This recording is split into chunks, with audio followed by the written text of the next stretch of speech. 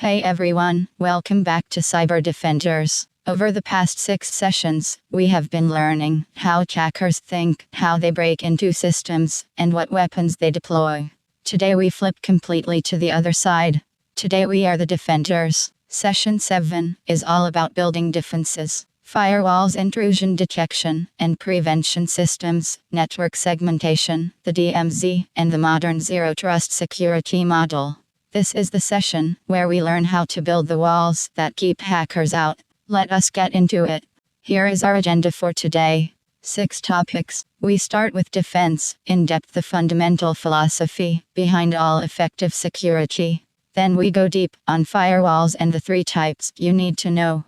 After that we cover IDS and IPS, how defenders detect and automatically block attacks in real time. Then we look at network segmentation and the DMZ, then zero trust, the modern security model adopted by Google, Microsoft, and every major organization on the planet. And we finish with how real security teams operate, a quiz, and your key takeaways. Defense in depth. This is the golden rule of cybersecurity. The idea is simple, but powerful. Never rely on a single layer of security. Stack multiple controls so that if one fails, others still protect you. Think of a medieval castle. There is a moat, then outer walls, then inner walls, then guards, then a keep.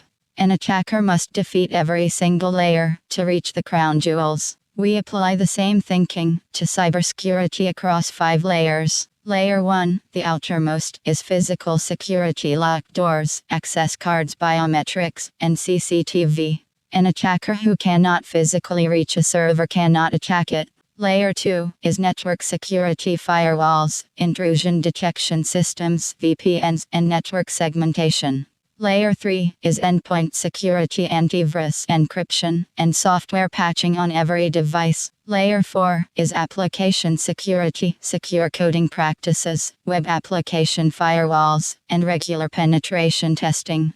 And at the center, Layer 5 is data security: encryption of all sensitive data, access controls, and regular backups. Even if an attacker breaches the network layer, endpoint security still protects the devices. Even if they breach a device, the data is still encrypted.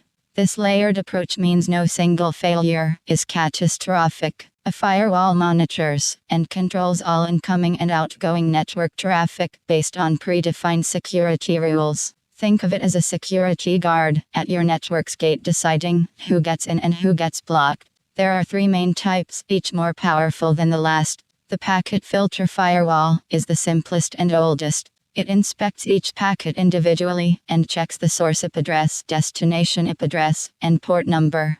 If the packet matches an allow rule, it passes through. If not, it is blocked. It is fast and lightweight, but it cannot see inside the packet itself. An attacker can craft packets that look legitimate on the outside but carry malicious payloads inside. The stateful inspection firewall is much smarter. Instead of looking at packets in isolation, it tracks the complete state of every network connection. It only allows packets that are part of an established legitimate session that was properly initiated. Any packet that arrives claiming to be part of a session that never existed gets blocked immediately. And the next generation firewall, or NGFW, is the gold standard. It uses deep packet inspection to look inside packets and read their actual content, even inside encrypted connections. It can identify specific applications, detect malware signatures, block certain apps entirely, and includes built-in intrusion prevention and antivirus functionality. A real firewall rule looks like this. Allow TCP from 192.168.1.0/24 to any port 443. Deny all other inbound traffic. Now what happens when threats get past the firewall? Or originate from inside the network, perhaps from a compromised employee device? This is where IDS and IPS come in. IDS intrusion detection system monitors all network traffic and generates alerts when it detects suspicious activity, matching known attack patterns, or unusual behavior. Crucially, IDS does not block anything on its own. It only watches and reports. Think of it like a smoke alarm. It detects the fire and alerts you, but you have to put it out yourself. The advantage is that it never accidentally blocks legitimate traffic. The disadvantage is that by the time a human analyst responds, damage may already be done. IPS intrusion prevention system goes one step further. It not only detects suspicious activity, but automatically blocks it in real time. Traffic flows through the IPS device, inline meaning everything passes through it, and anything flagged as malicious is dropped immediately before reaching its destination. Think of it as an automatic sprinkler system. It detects and extinguishes without waiting for human intervention. The key trade-off: IPS can generate false positives, blocking legitimate traffic if incorrectly triggered.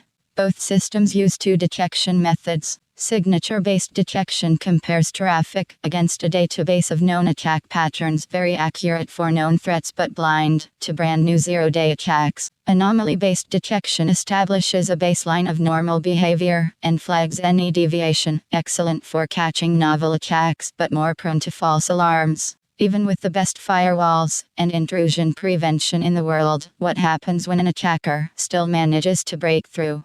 This is where network segmentation becomes critical. Instead of one flat network, where every device can communicate with every other device freely, you divide the network into isolated security zones. If an attacker breaches one zone, they are trapped there. They cannot move freely to reach your most sensitive systems. The most important segmentation concept is the DMZ, the demilitarized zone. Named after the physical buffer zone between hostile countries, a network DMZ sits between the untrusted internet and the trusted internal network. Public-facing servers, web servers, mail servers live in the DMZ. They can receive internet traffic, but they have no direct access to the internal network behind them. Two separate firewalls enforce this boundary.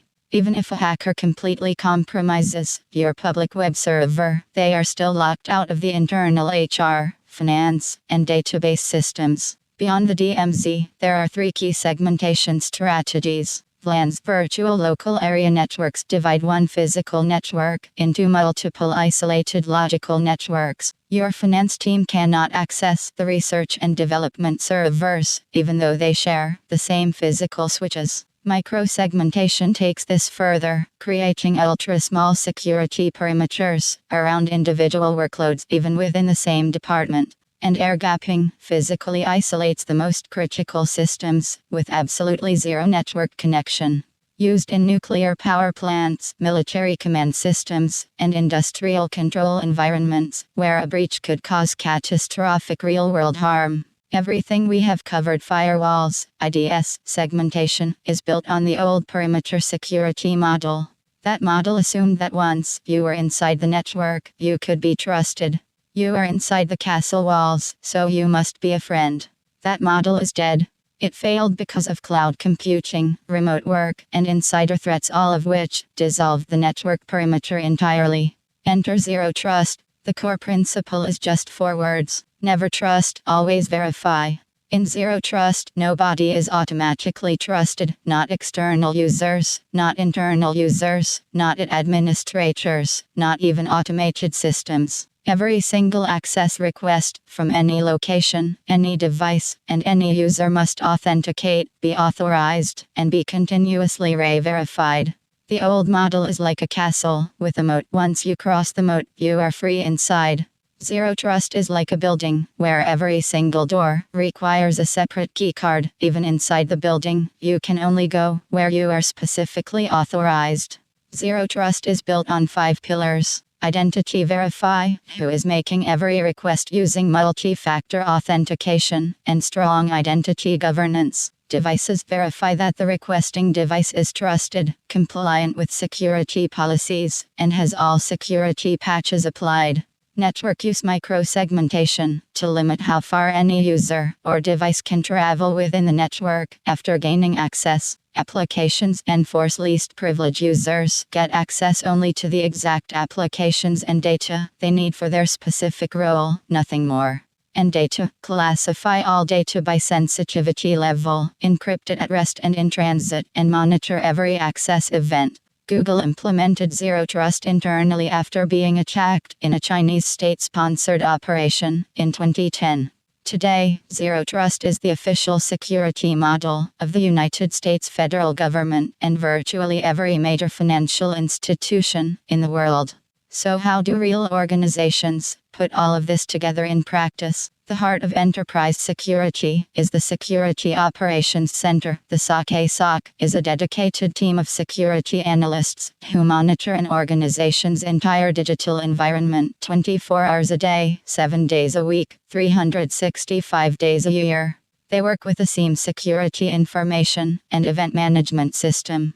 The SIEM collects logs from every single security control across the organization, every firewall rule triggered, every IDS alert, every failed login attempt, every unusual file access, and aggregates them all into one centralized, searchable view.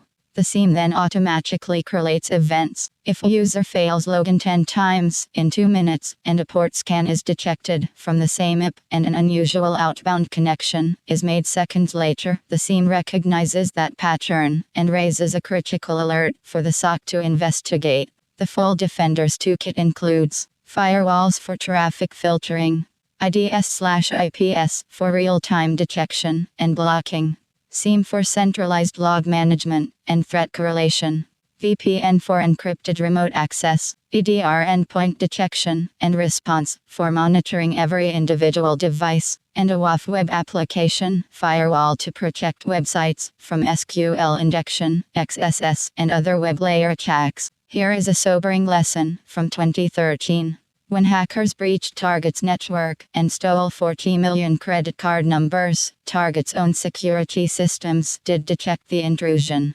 Multiple IDS alerts were triggered. The SOC team was notified, but those alerts were buried under hundreds of other notifications and ignored. Technology is only as powerful as the people and processes behind it. Quiz time. 4 questions. Let us go. Question 1. Which type of firewall uses deep packet inspection to read inside network traffic? A. Packet filter. B. Stateful inspection. C. Next generation firewall. D. Proxy firewall. The correct answer is C. Next generation firewall. NGFWs use deep packet inspection to read the actual content of packets, identify applications, and detect threats even inside encrypted connections. Question 2. What is the key difference between IDS and IPS? A. IDS is faster. B. IDS detects only, IPS detects and blocks automatically. C. IPS is older. D. They are the same. The correct answer is B. IDS is passive, it generates alerts. IPS is active, it automatically blocks malicious traffic in real time without waiting for a human to respond.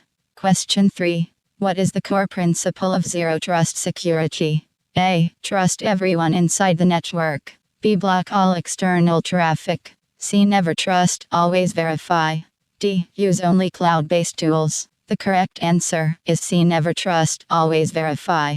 Every access request must be authenticated and continuously authorized regardless of where it comes from. Question 4. What does a DMZ protect? A. External internet users. B. Internal systems from public-facing servers. C. Employee devices only. D. Cloud storage. The correct answer is B. The DMZ isolates public-facing servers from the internal network so that a breach of a public server cannot directly expose internal systems. 5 big takeaways from Session 7. Number 1. Defense in-depth layers, 5 security levels, physical network, endpoint application, and data. If one layer fails, others still protect you. Never rely on a single control. This is the foundation of everything. Number 2. Firewalls are your network's first line of defense. Packet filters are basic. Stateful inspection is smarter.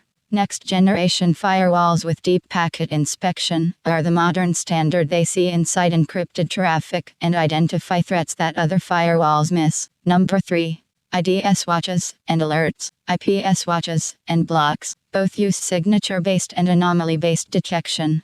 But as the Target breach proved, technology without trained people to respond is not enough. Security is as much a human discipline as a technical one. Number 4.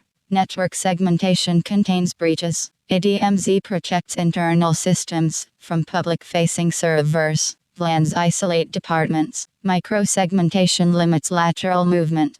Air gaps protect the most critical systems. Always assume an attacker will eventually get past your perimeter. Segmentation is what stops them reaching your crown jewels. Number 5. Zero trust is the future of security and the present. Never trust, always verify.